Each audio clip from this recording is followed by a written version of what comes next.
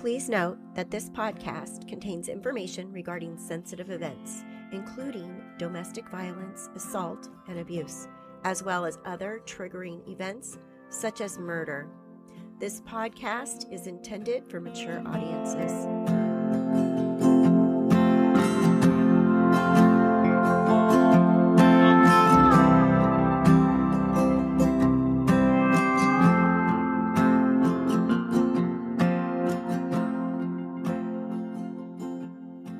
When Alice jumped down the rabbit hole, she immediately regretted her decision. A rabbit hole is a metaphor for something that transports someone into a troubling, surreal state or situation.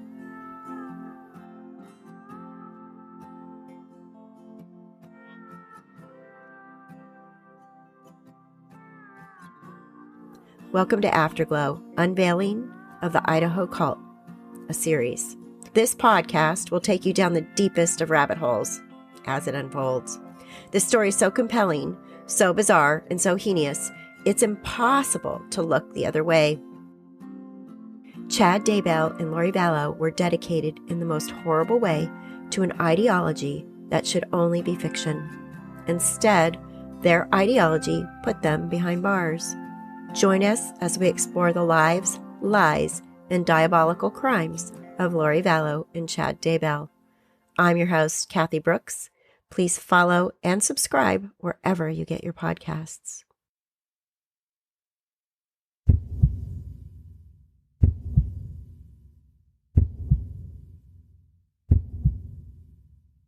Welcome to episode 4, and so it begins.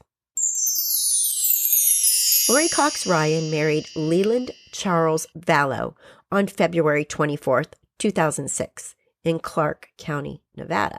During this time, the fight for Tylee was well underway with Joe Ryan. We went over all of that in episode 3. So if you're starting here, I do recommend that you go back and listen to episode 1, 2, and 3 before you listen to this episode, episode 4. Lori's children, Tylee Ryan and Colby Ryan, were clearly put through a lot of family strife during their childhood. According to documents, Charles Vallow had been diagnosed as bipolar and was medicated for this mental illness. He also had a contentious divorce with his ex-wife, who is the mother of his 2 older boys. Now, remember in episode 3 when we spoke about Joe Ryan being tasered by Alex Cox, and Joe was injured, but he ran from Alex after falling and being tasered? Then Alex pursued Joe until a witness saw this interaction, and then Alex backed away. Well, as we moved forward, hindsight became clear to many people associated with Lori that Joe Ryan's premature death was suspicious.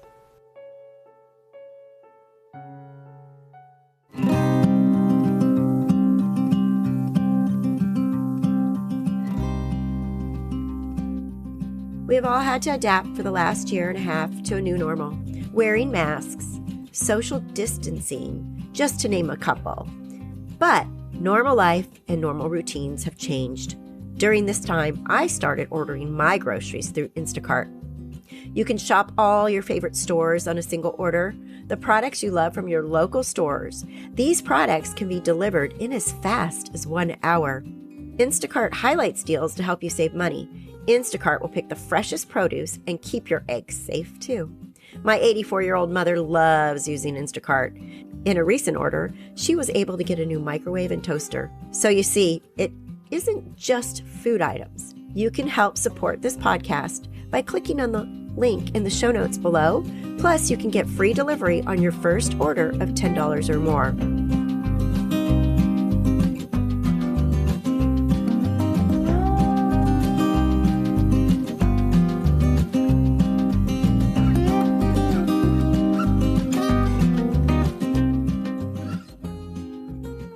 As we mentioned in a previous podcast, Alex did do some time for the attack on Joe Ryan. He was convicted of second-degree felony aggravated assault with a deadly weapon. Lori totally denied any knowledge of the attack. Alex had to pay $5,000 in restitution, and he was eventually put on probation after his release. In 2014, Charles and Lori as they were raising, Colby and Tylee decided that they were going to adopt Joshua Vallow. He is the biological grandson of Charles' sister, Kay Woodcock. Kay is married to Larry Woodcock. They called the little boy JJ. JJ is a special needs child and was diagnosed with autism. Kay and Larry were thrilled to have Lori and Charles adopt JJ. At that time, they loved Lori, and they felt Charles and her would provide a wonderful upbringing for JJ. Kay and Larry did remain in the grandparents' role. Social media posts indicate that sometime in 2014, Charles, Lori, Colby, Tylee, and JJ moved to the island of Kauai in the state of Hawaii. They opened and operated a small business while they were on the island. Eventually, they moved back to the mainland between 2016 and 2017. Now, let's get into some of this, whereas the title of this episode is, And So It Begins. On April 3rd, 2018, at approximately 6 p.m., Tylee's father, Joe Ryan, was found deceased in his apartment in Phoenix, Arizona. Joe was 59 years old. According to a copy of the medical examiner's report, the cause of death was ruled a heart attack, and Joe was cremated. However, if you remember from episode 3, Lori spoke of murdering Joe. She actually spoke on this podcast after Joe Ryan had passed away. The recording was made months after Joe Ryan's death. And remember her quote, "I was going to murder him," she said in the recording, talking about Joe Ryan. "I was going to kill him like the scriptures say." Let's listen. I'll just start by saying that I am a personal witness of the resurrected Jesus Christ. I am his advocate and I am his friend, and he is with me. I know him, and it was a hard road to get to know him. It's not an easy road, but it's everything that I chose in the premortal life that I sat down with him, and we discussed what I would have to do to get to this point. I knew everything I was going to do, and everybody agreed, and I made covenants with all of these people that they would play these parts in my life so that I could be here at this time. And it's a very important mission. It's something that I signed up for, so I blame no one but myself for what has happened in my life. When people hear my story, they're like, "Can't believe that you did that. Can't believe you lived through that. Can't believe that you're still here." But I too, like Melanie, have had the love of Jesus Christ wash over me. There is nothing like that on this earth. It is life-changing and eternity-altering. I love my Savior with my whole heart. I have had some wonderful experiences. I have been ministered to by the angel Moroni. I have seen him. I have had lots of angelic ministry with people who wake me up 4 o'clock in the morning and tell me things to do. I no longer need to sleep very much because I'm woken up constantly by angels and giving me instructions on things that I can do to help further the Father's work. I don't know if you want me to tell the story or you don't want me to tell the story, but I feel like you do want to. Your story's pretty meaty. Yeah. Are you awake now? It's been a long journey. There was a point in my life. There's a changing point in your life, right? You're a member of the church your whole life. I always loved the Lord. There's a turning point in my life that turned me to the temple. And this is what I teach everybody. And my change of heart was to the temple. So I had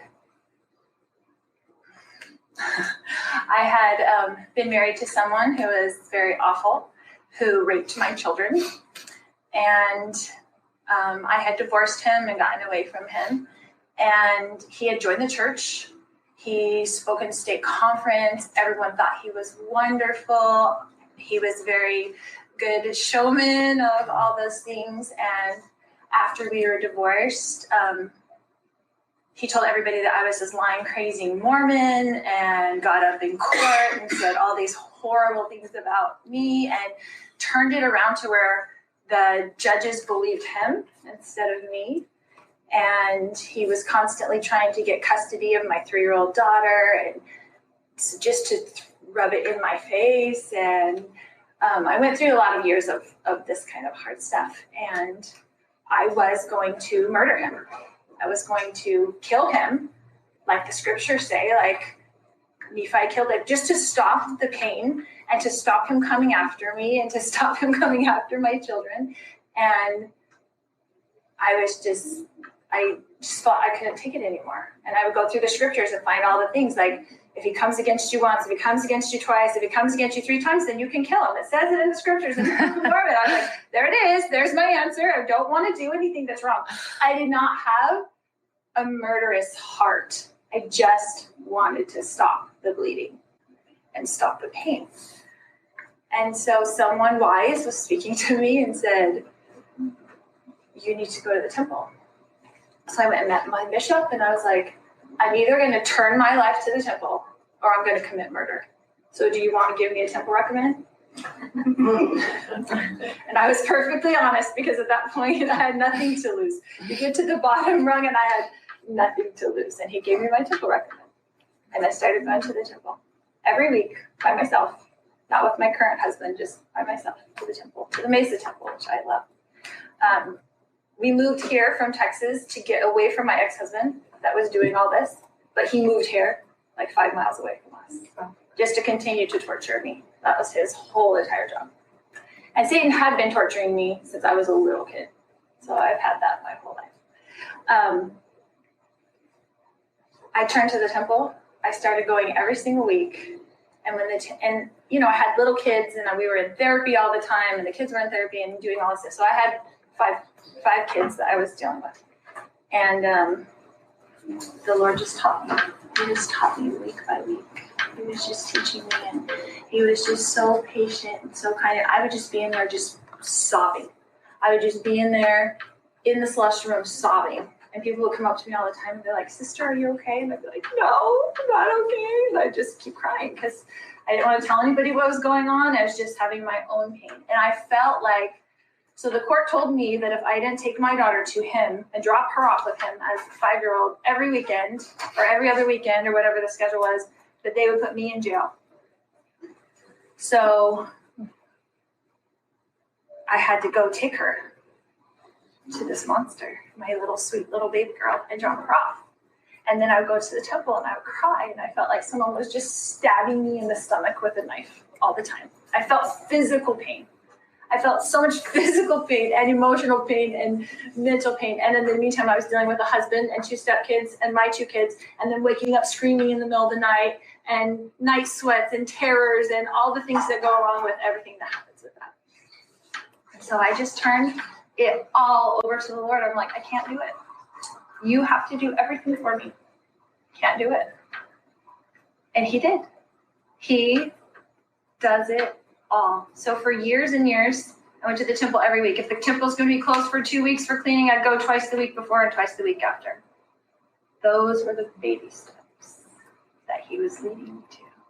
Once a week at the temple wasn't enough. It wasn't enough at all.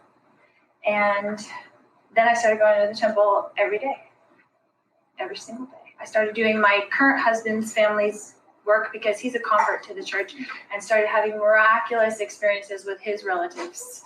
Miraculous experience. Once I do it, and I bear this testimony in Sacramento all the time, I'm like, I hate computers. I'm just of the generation, I'm 45. I do not like computers. They're not my friend. I have teenagers and 20-year-olds, and they do it. And I sat down one day and told the Lord, I'm going to do family history, and I don't know how to do it. So I need angels to come and type in this stuff for me, because I don't know how to do it, and I don't like the computers. And I went up, I turned it on. I was super frustrated. I couldn't even log in. I was having all kinds of problems. I went upstairs to take a bath. I came back down. 9 names were in my inbox, ready to print, ready to take to the temple. Now, the police report from Joe Ryan was written like this. Phoenix police received a call for service at the location of blank East Baseline Road, apartment blank. The call was from the victim's neighbor in apartment blank, Roy Zunga. Roy said he came out of his apartment and his dog began scratching at his neighbor's door. When Roy walked over, there was a strong smell and flies inside the home. Roy called the leasing office and they called 911. Police arrived on the scene and contacted Roy. They then contacted the maintenance person for the complex, Rory James. Rory could not open the front door because there was a secondary lock that was engaged from the inside. So Rory then used a ladder to access the balcony and entered through an open window after removing the screen, which was still in place. Joseph Ryan was found on his bed in his bedroom in advanced stages of decomposition. He was pronounced deceased by the police. No next of kin have been contacted at the time of the report. It goes on to say they took digital photographs of the scene, victim and items of interest. No evidence was collected from the scene. Investigator Love, number 41 of the medical examiner's office, responded to the scene. The medical examiner investigator conducted their initial investigation and had the victim transported to 701 West Jefferson Street, the Forensic Science Center, for further investigation. After the scene investigation was completed, the report says, I shut the front door and Rory came back to lock the door. I secured from the scene at 23:15 hours. And then he says, the case will be pending awaiting the results from the medical examiner's office as to the cause and manner of death. This show is produced, edited, and narrated by me, Kathy Brooks. I'm also the creator of the YouTube channel Left Undone, Incomplete Investigations, where we have followed this case since January of 2020. We also have a wonderful community with live streams where we talk all things true crime. If you are enjoying the show and would like to support this one-woman show, please consider donating to Afterglow, Unveiling the Idaho Cult, a series. You can donate a few ways, and all the information is in the show notes below. You can donate via PayPal, Cash App, or buy me a coffee. No donation is too small. You can also become a Patreon for $3 a month to continually support the show, which gives you access to the Left Undone Discord channel and our monthly YouTube happy hour live stream events. Thank you again. Now back to the episode.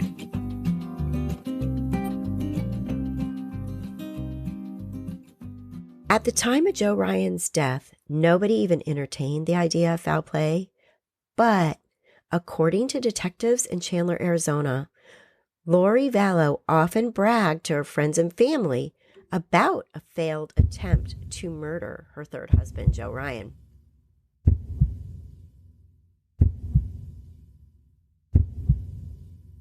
As Lori was spouting off to a couple of her friends back then, they later came forward as more suspicious circumstances and untimely deaths began to occur around Lori Vallow. No, you're fine. I'm up. Okay. I had gotten a message that you had called in. I apologize. I left you a message on Friday, and I got pulled out of the office on a different case, so I never made it back into the office on Friday to give you a call back. No problem. So are you part of the Lori Vallow case on the Chandler side or the Charles Vallow case? I am. Okay. So I am familiar with our case and some of the other stuff going on. Okay. So they used to live here on Kauai. And I was talking to my brother. I do. I'm friends with him. Yeah. Mm-hmm. So he told me I needed to call and tell you guys something. Okay. Which is that she didn't say this to me. I don't think she would have ever said this to me. But she did tell two of our mutual friends that she paid her brother to kill Joe Ryan. Tylee's dad? Yeah. So... And are not to put words in your mouth, are you, because she has two brothers, are you talking about her brother Alex or? Alex. Yes, Alex. Okay. Do you... Sorry, I'm taking notes while I talk to you. So, That's okay. so she didn't tell you this, but she told two. She didn't say it to me, Okay. but she told April Raymond and Angeline Hall that. And do you know about when she made those statements? No, Angeline and I talked when all of this started happening. Okay. Neither of them live on Kauai anymore, so I don't see them anymore. Okay. But Angeline reached out to me when everything happened, and she's actually given, one of these, anyway, she talked to Radar Online or something, I don't know. Oh, okay. But she said to me that Lori had said that she paid Alex to kill Joe. Okay. And so later when April and I were talking, I said, Angeline said this, can you believe it? And April said, she said the same thing to me. Okay. Lori would kind of say crazy things sometimes. Anything in particular? I mean, no, nothing like that. I mean, she never said anything like that to me. Okay. But I'm just saying that's why someone could hear something like that and kind of be like, whatever, Lori. Okay. Do you know what kind of relationship that she had with Joe? I mean, I know a lot of the back history. I really don't know that much. I mean, when she moved here, Tylee was still living with Joe, and then Tylee came over, I think, a few months later, and then stayed. I know she hated Joe, and she didn't like Joe, and she was happy when he died. Mm-hmm. She was happy Tylee was getting Social Security for it. Mm-hmm. She said that Joe had sexually molested Tylee and Colby, which I always found, but anyway, I never knew if that was true or not, but she would tell people that. Okay. And she said their sex life wasn't great. That's pretty much all I know. Okay. According to April Raymond, who spoke to police on January 7th, 2020, she noted that Lori said Tylee had a key to Joe's apartment and that her and Tylee went into Joe's apartment. She stated, quote, "My understanding, if I remember correctly what she told me, is they hadn't heard from Joe for about a month, and so she and Tylee went over to check on him or see him because I guess Tylee had a key or something, and when they went there, they found him dead." January 7th, 2020. It's approximately 11:54 a.m.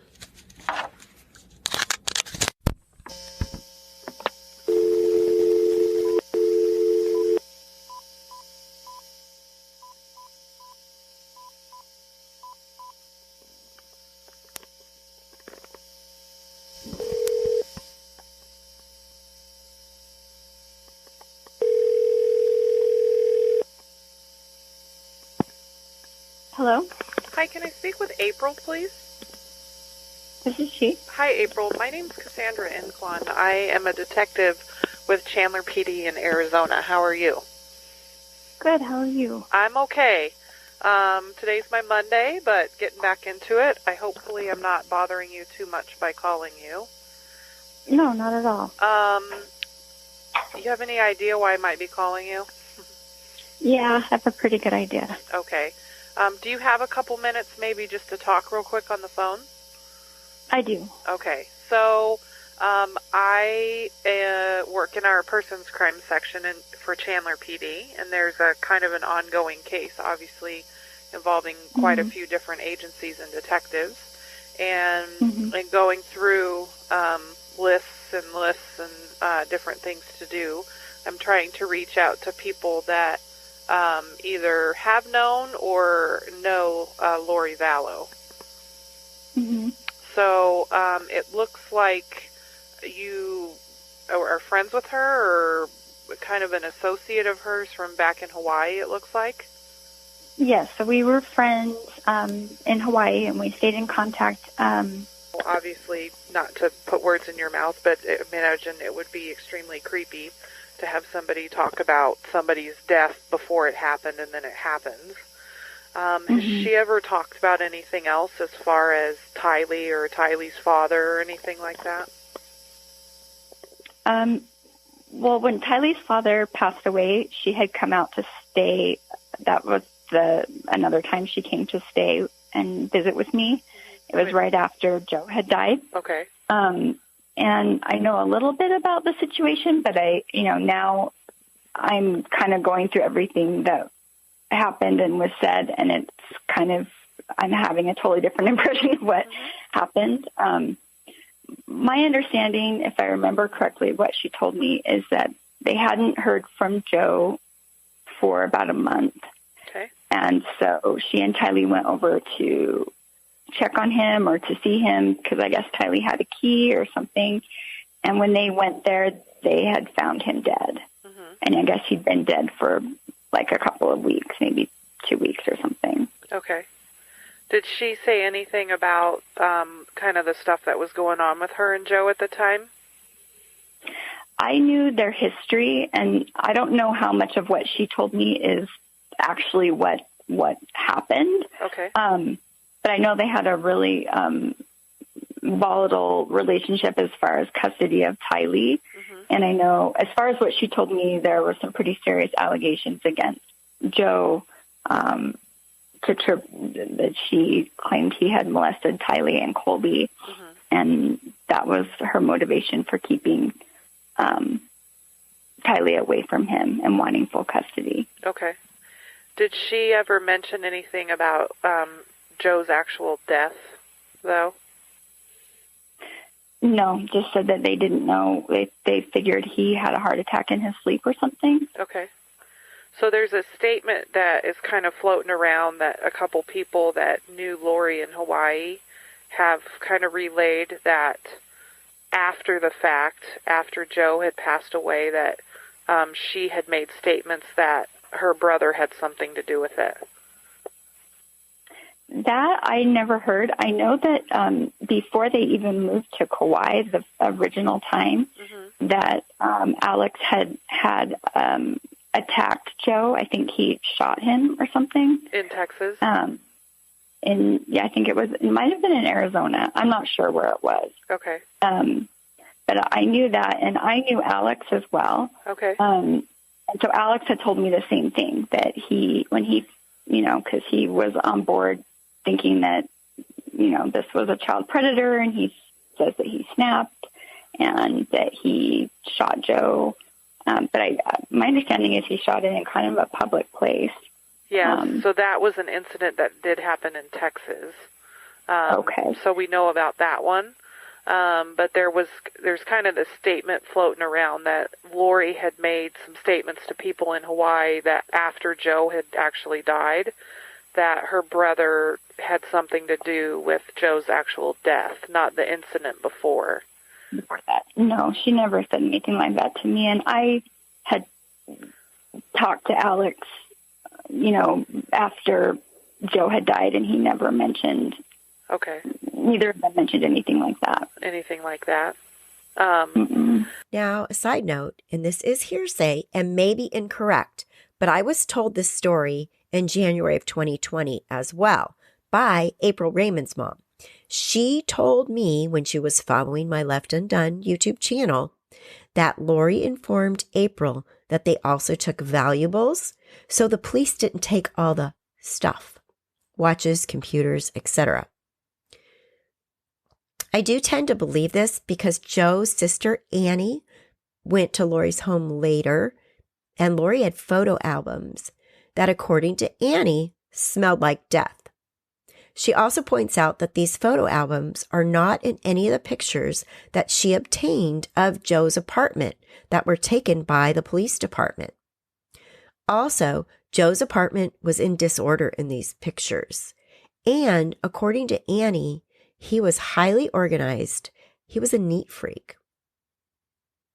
Then another friend of Lori's by the name of Angeline Law said she met Lori Vallow while she was living in Kauai, and she considered Lori a close friend. In a January 7th, 2020 phone call with detectives, Angeline Law told officials that Lori had said before that she hired her brother to kill Joe because stuff he did to them, meaning the children, I'm assuming. She also said that Lori eventually said Joe is going to die for what he did. She's like, people don't get away with stuff like that. She claimed she had gone off the wall and gone crazy because of what he did to them. And then did you know anything about Tylee's dad, Joe? Well, Lori had told me before that, and I don't know. I've tried seeing if her brother really did go to jail for this, but they haven't talked about it on the news. So Lori had said before that she hired her brother to kill Joe because of stuff he did to him. She said that he sexually assaulted the kids, and they went to court for years over it, and nothing happened. And then supposedly he went to jail for it. That's what she had told me. And then she said eventually Joe's going to die for what he did. Okay. And she's like, people don't get away with stuff like that. So, and you're just, she would just claim she had gone off the wall and gone crazy because of what he did to him. And I don't know if any of that's true. Well, so when she had told you this, it was at a time when Joe was still alive. Yeah. Okay. So there was actually an incident in Texas with Joe and Alex, and that we do know about that, and he did get arrested. So okay. So it was true, everything she said. Well, proving that she hired her brother to do it would be one thing, because that's not what either of them said to the police.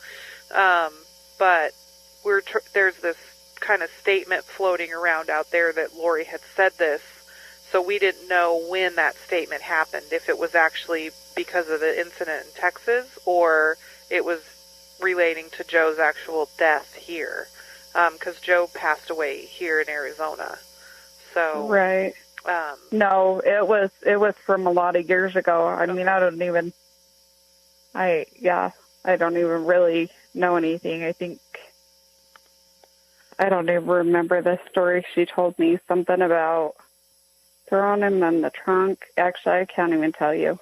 That's your... I didn't really take anything seriously, so obviously I should have. Well, I mean, it's like you said, you go through kind of life, and now you're looking back at all of this with the luxury of seeing what's been on the news and talking to other friends and things along those lines. So, if, the old adage, if I only knew then what I know now type thing. So, I mean, obviously you knew her and you were good friends with her and you saw her, as a wife and a mom and everything like that. And as far as like the news footage you've seen and stuff, what do you think? I guess, 'cause and I have spoken with her. I have met her before, but I'm interested as to what you think. Oh, you have spoken to Lori before? I spoke with her on the day that Charles was killed here in Chandler. So wow. I have met her and I have spoken with her in the past, not recently. I don't know. I felt like everything I knew about her is wrong. I don't know. Like, I definitely think there was some sort of deceitful side to her on some of the stuff she'd say. But she was an excellent mom, and she was, kind of went above and beyond to... Now, recently, Lori Vallow's older brother, Adam corroborated the friend's statements. Adam says, there's got to be somewhere where they talked through this because Lori and Alex planned Joe's death. Adam told this to detectives. Listen to a portion of the call between Lori's brother Adam and a detective where he explains that Alex had a failed attempt to kill Lori's ex-husband, Joe Ryan. it's just, all of it sounds way too crazy to me. Yeah. And set up and staged. Al, he lives so close to them, he doesn't have to spend the night at Lori's house. He could drive over there and they can go somewhere during the day. That's definitely a lie. Yeah. And just, I don't know how you can prove it or what the proof can be. You know, that's the whole problem is I'm sure they plan. I don't know if you can, if they've ever emailed each other or text each other or they just plan this out by just talking. I don't know, but there's got to be somewhere where they've talked this through because Lori and Alex planned Joe's death. And Lori found out that Joe molested her kids supposedly, and Alex got upset, and Al said, "I'll take care of him." And then they planned out how they were going to kill Joe, and Al was going to taser him, throw him in the trunk, and take him out to a field and shoot him, and then bury him. Well, Al went to taser him, and it didn't work, and Joe called the cops, and Al went to jail for 12 months. Yeah. So there's something with Lori and Alex that neither one of them are. Well, Alex is excommunicated from the church, and so he believes Lori because Lori's like, it doesn't matter what you do in this world. All you have to do is have a body, and you can be saved. You're just here to get a body. And Al loves that because then he can go sin and do whatever he wants. So he loves to hear what Lori has to tell him. Apparently, Lori Vallow never informed Joe Ryan's family of his passing. Joe Ryan's sister, Annie Cushing, says the medical examiner contacted her family after no one claimed Joe Ryan's body. Adam, Lori's brother, also said it's odd that Joe, her ex-husband, supposedly died of a heart attack when they were desperate for money. Annie left Lori $50,000 and Tylee gets $2,000. Adam was very suspicious and saying this is a lot of red flags for him. Now, with all of this going on in between 2020 and 2021, what happens in the future, people were very insistent and questioning Joe Ryan's death. So Joe Ryan's case was briefly revisited earlier this year by the Phoenix, Arizona Police Department. However, the police said they were not able to find a connection to Lori, and they kept the case closed. As we move forward in time and more people are starting to drop dead around Lori, Lori appears to be very out of touch with reality. Charles Vallow was extremely concerned about Lori, but Lori's family enabled her behavior, and they did not in any way help Charles try to help Lori. Here's a clip of Charles trying to explain to the police what Lori was doing and his fears for himself, his children, and Lori. Why don't you come over here?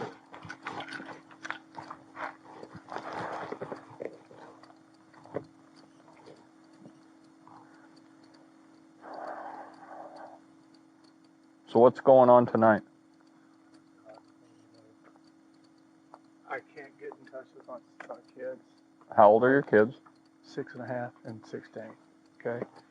How long have you been trying? 2 days. Okay. But she's lost her mind. I don't know how to say it. We're LDS. She thinks she's a resurrected being and a God, and remember the 144,000. Jesus is coming next year. She took all the money out of her bank account today. My truck has gone from the airport. She went to the airport and got it. I just flew in from Dallas.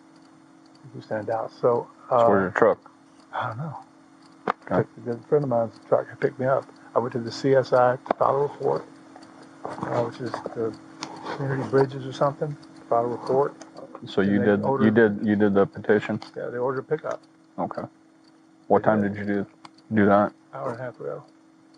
Okay. So what makes her a danger to herself and to others? She threatened me, murder me, kill me. She threatened to murder you? Yes. And she said, how did she do that? My bishop right there is in the car. He was on the phone with me today when she said, "I will have you destroyed." That's what she said there. Okay, that's not a threat to kill you. Yesterday was a threat to kill me. The day Okay. before What the did murder. she say yesterday? She said, "You're not Charles. I don't know who you are, what you did with Charles, but I can murder you now with my powers." Okay. Okay. All right. Says I'm gonna kill you too. Yesterday was I'm So gonna she's kill you. speaking as a spiritual being. She's not here. Okay. She's lost her reality. Is this just all recent, or has it been going on? It's been going on for about 4 or 5 years. It's gotten really, really bad lately. She goes to the temple every day and speaks with Moroni and Jesus Christ, and they tell her what to do. And now she came to her today, and last couple of days she says, "I'm not Charles. You're not Charles. You're Nick Schneider." I don't know where she gets his names from. She got all this stuff from these people in Utah who tell her how many past lives she's had and probation she's had. And she's was married to Moroni way back when. And she was also married to James the Just. And Okay, this is all foreign to me. So it's foreign to me. Well, I'm not it's LDS. Crazy. It's crazy stuff. I know you're using LDS terms here. I know, but it's just she's nonsensical. Okay. And I haven't seen my. Is he the older one or the younger one? He's young. He's 6.5 years old. Okay. Okay. I want to do this now. You've got a pickup order. Am I correct? We do. Okay. If she doesn't answer, what do we do? If she Can doesn't I answer, break we into my can't house? we can't enforce the order. Can I break into my house? Do you live here? Yes, I do. Okay. My lease. I paid the lease. Do you guys have any orders of protections against you? No, we do not. So, no police reports? No, nothing. Okay. So how does she pose a threat to your children? I don't know what she's going to do with them. I don't know if she's going to flee with them. She's going to hurt them. You don't even know if she's here, right? Today on the phone. I can't. All the cars the garage is closed. I don't know. She locked the garage door. I know. haven't been up there yet. I know. But what I'm hold on. Sorry. What I'm saying is, do you normally park two vehicles in the garage, inside the garage? Correct. Okay. So it's a possibility that her car and your truck are inside there? I don't think she could fit my truck and her car at the same time. She may put them somewhere else. She said to me, "All your stuff is gone. Charles' stuff is gone. You're not Charles. Your stuff is gone." I don't know what that means. And how long have you been trying to get in touch with the kids? Since yesterday. Since yesterday. Like last night or yesterday morning? Or? Landed in Houston Tuesday about 10.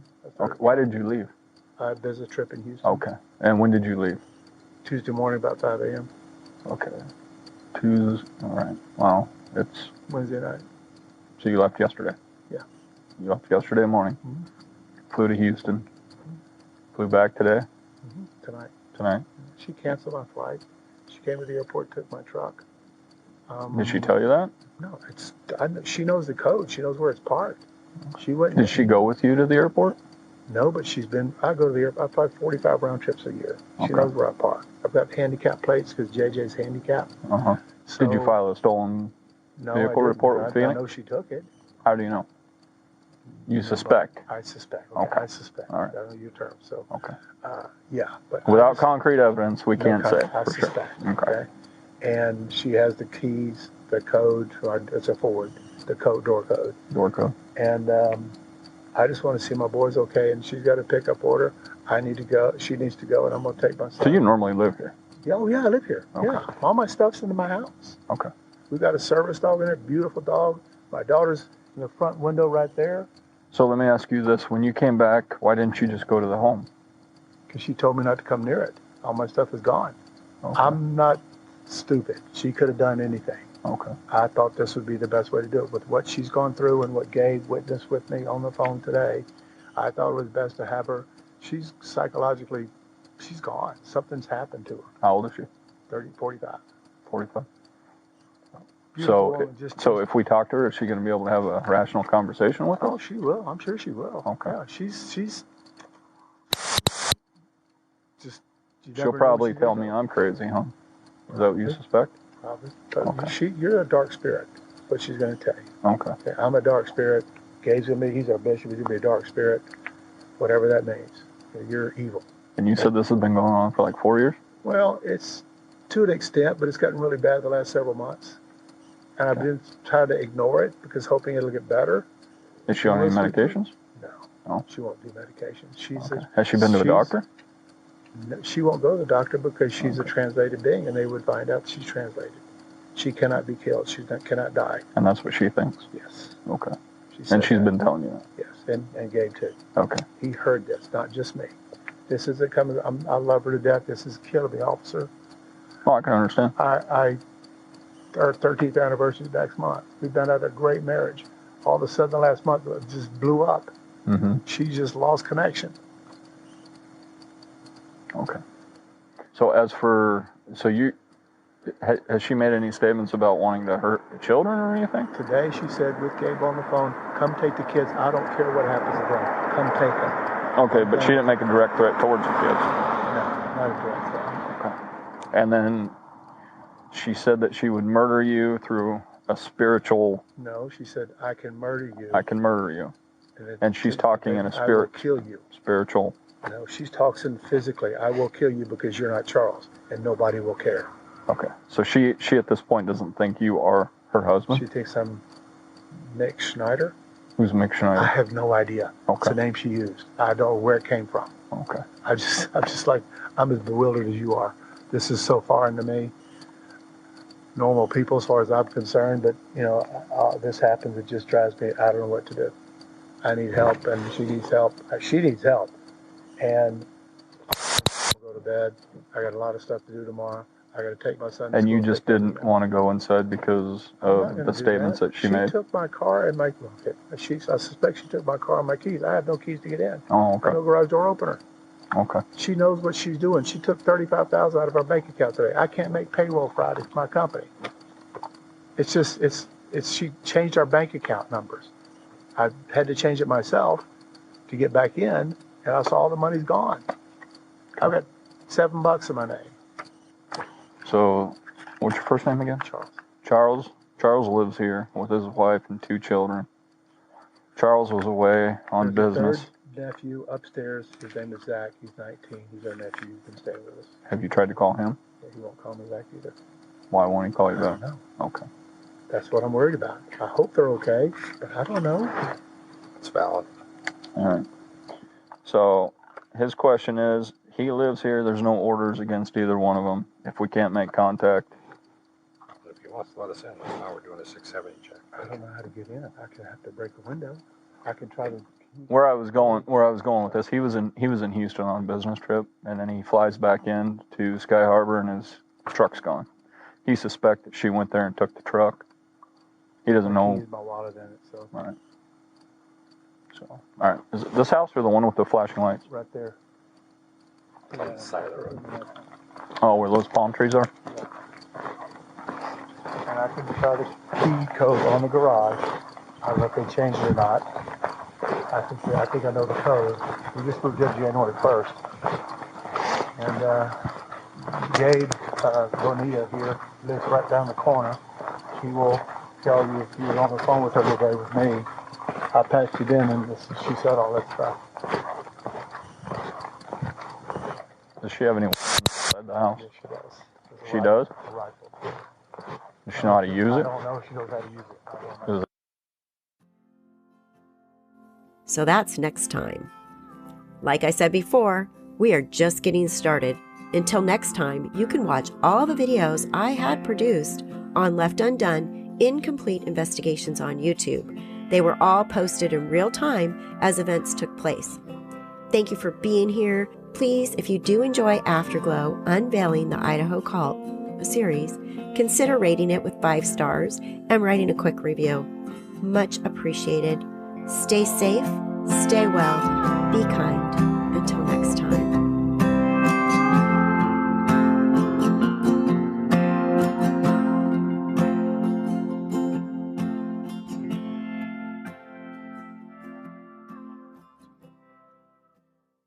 Have you been considering starting your own podcast? I use Buzzsprout, and it is a wonderful platform. It's easy and professional. They will get your podcast into every major podcast platform: Apple, Spotify, iHeartRadio, Stitcher, Google, and more. You can start today with the gear you already have and a quiet space. You'll get a great-looking podcast website, audio players that you can drop into other websites, detailed analytics to see how people are listening, tools to promote your episode, and more. Join over 100,000 podcasters already using Buzzsprout to get their message out to the world. I'm very happy with Buzzsprout, and I know you will be too. Following the link in the show notes lets Buzzsprout know that we sent you. It also will get you a $20 Amazon gift card if you sign up for a paid plan. And it helps support our show here at Afterglow, Unveiling the Idaho Cult, a series.